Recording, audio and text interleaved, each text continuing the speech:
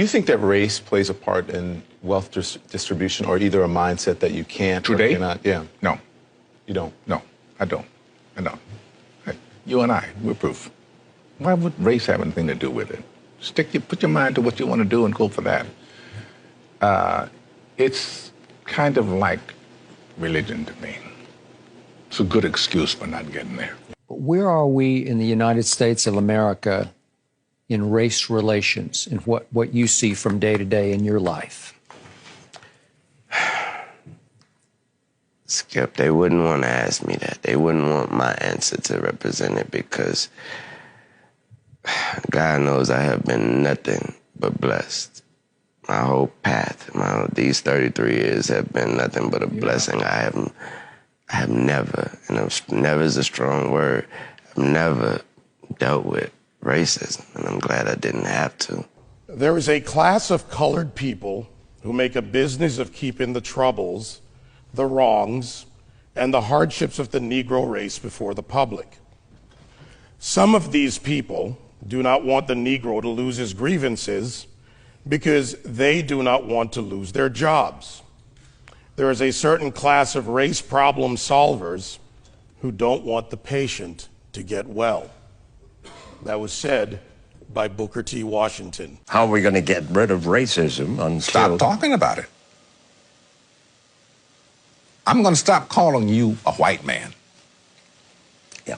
And I'm going to ask you to stop calling me a black man. You know, it's frustrating to me that people take race and they make it personal. You know what I mean? Like we're at a loss in this generation. If you look at it in the 80s, Archie Bunker was a stark racist. Stark. If you don't know who Archie Bunker is, look him up. All in the Family, great show. You heard him. The Jeffersons, stark racist. Fred Sanford, stark racist. But you know what black people and white people did? They laughed. You watch 48 Hours with Eddie Murphy and Nick Nolte. Both of them hated each other because he was black and because he was white. You know what they did? They laughed. But I asked you what the racial breakdown was of your audience. Do you remember this? And you told me the only black face you could see in the whole audience was your makeup artist. I believe that's what you said, and she was in the front row, right? A lot of white kids love rap. Yes.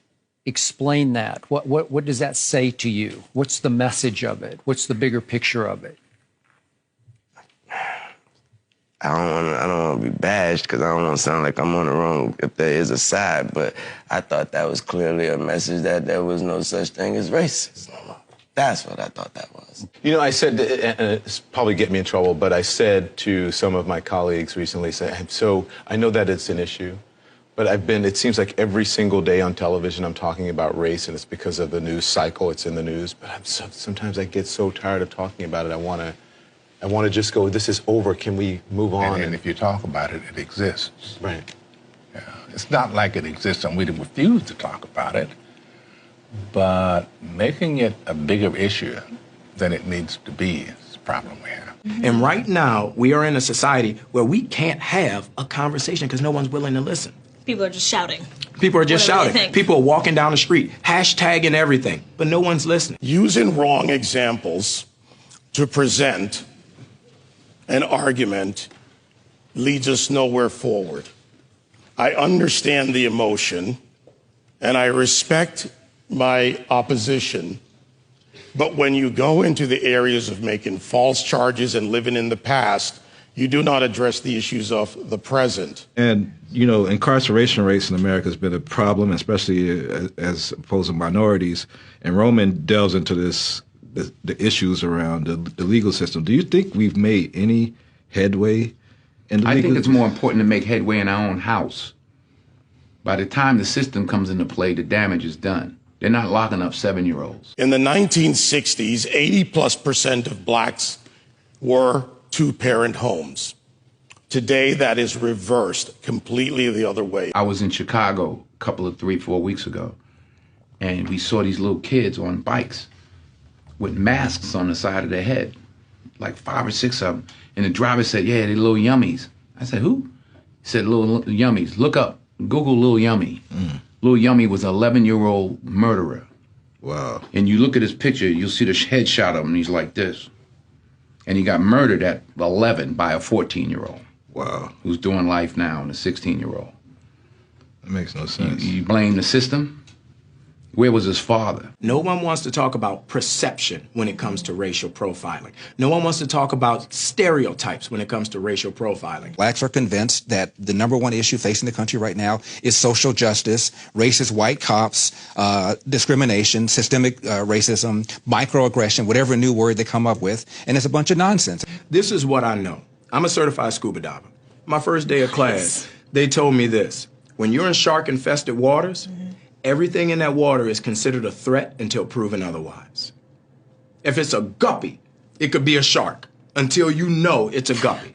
And I think as black men, we need to realize we're in shark-infested waters. And if we don't sit our young men down and we don't talk to them about perception, if we don't talk to them about stereotypes, we're doing them a huge disservice. It starts in the house. It starts in the home.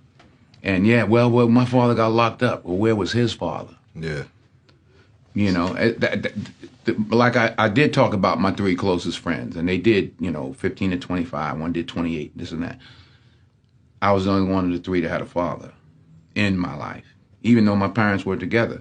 But I still had a father who was a gentle man and a good example, and they didn't. We can blame the system if we want, but they didn't lock any of us up at 7. Yeah. We were all doing enough to get locked up at 13. My parents sent me in another direction. They didn't have anybody to help them, and they kept doing what they was doing, and the system got them. So I don't. The system is rigged, but why? All the more reason not to help it. The #1 problem domestically facing this country is a breakdown of the family. And President Obama said it. I didn't. A black kid, or kid, not just a black kid, a kid raised without a dad is 5 times more likely to be poor and commit crimes, 9 times more likely to drop out of school, and 20 times more likely to end up in jail. So you're far more likely to end up in jail without having a dad than you are because of a white racist cop. Prime example, I got pulled over by the police, come over to my window, flash his light in my face, hand on my pistol. I can handle that 2 ways. I can start yelling and screaming and tell him he a racist and he don't know me. You doing this wrong. Or I can say, yes, officer, no, officer, or we done, officer.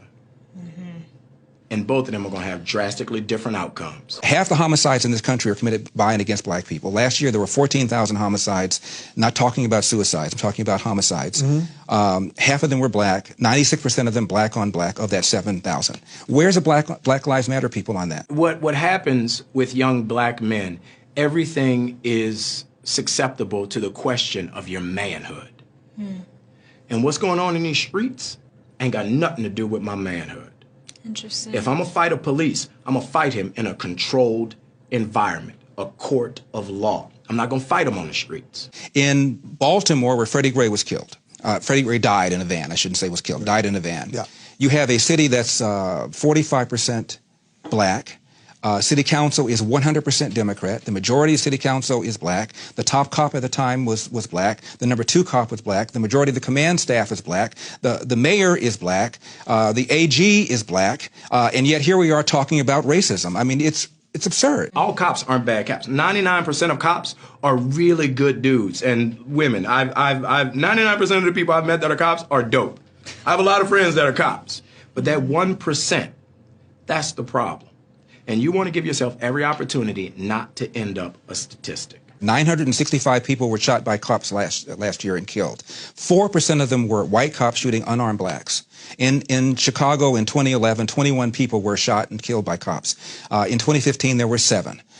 In Chicago, which is a third black, a third white, and a third Hispanic, 70% of the homicides are black on black. About 40 per month, almost 500 per year last year in Chicago, and 75% of them are unsolved. Where is the Black Lives Matter on that? The idea that a racist white cop shooting unarmed black people is a peril to black people is BS. Black History Month you find Ridiculous. why? You're going to relegate my history to a month? Oh, come on. What do you do with yours? Which month is White History Month? Well, come on, tell me. Well, I'm Jewish. Okay, which month is Jewish History Month? There isn't one. Oh, why not? Yeah. Do you want one? No. I don't either. I don't want a Black History Month. Black history is American history. Abraham Lincoln, as my colleague said, fought a war to preserve the Union. That republic allowed for the people of the United States, under our Constitution, to amend it, therefore removing slavery, and then moving forward to the Voting and Civil Rights Act, and also the suffrage movement for women. At the same time, and you would say it as strong as anyone, it's no excuse for bombing and destroying your own neighborhood.